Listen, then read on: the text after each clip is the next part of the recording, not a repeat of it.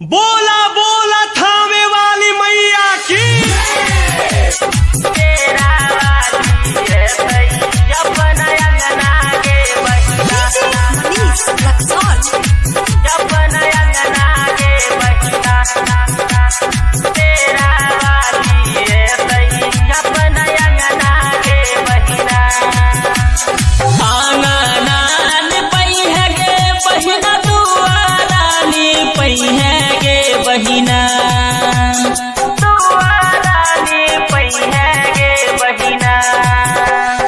आंगनान पई है गे बहिना दुआरानी पई है गे बहिना के बहिना दुआरानी पई है गे बहिना के बहिना तेरा वाली है तई अपना अंगना गे बहिना के बहिना तेरा वाली है तई अपना अंगना गे बहिना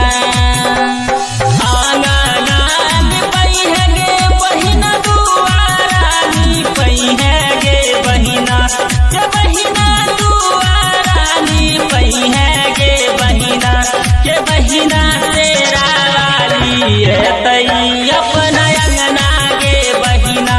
के बहिना तेरा वाली है तई अपना अंगना गे बहिना तेरा वाली है तई अपना अंगना गे बहिना रिकॉर्डिंग स्टूडियो रक्सौल रघुनाथपुर। अपना अंगना गे बहिना एली चढ़बई माई के गेली चढ़इबै अरहुल के चुनी चुनी माला बनइबै माला बनइबै एली चढ़बई माई के गेली चढ़इबै अरहुल के चुनी चुनी माला बनइबै दियारी सजेबै माई के आरती उतारबै गे बहिना के बहिना आरती उतारबै गे बहिना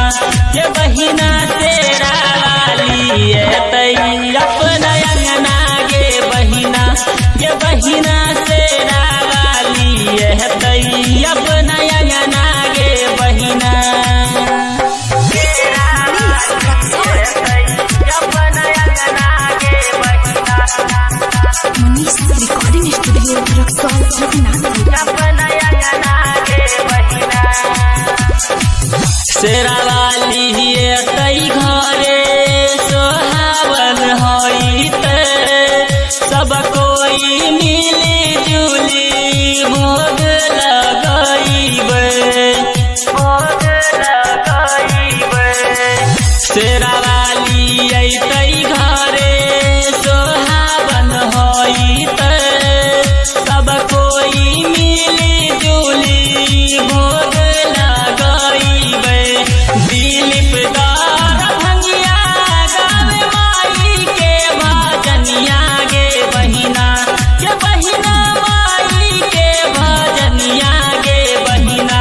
के बहिना तेरा वाली है तई अपना अंगना गे बहिना के बहिना तेरा वाली है तई अपना अंगना गे बहिना मनीष रिकॉर्डिंग स्टूडियो रक्सौल रघुनाथपुर।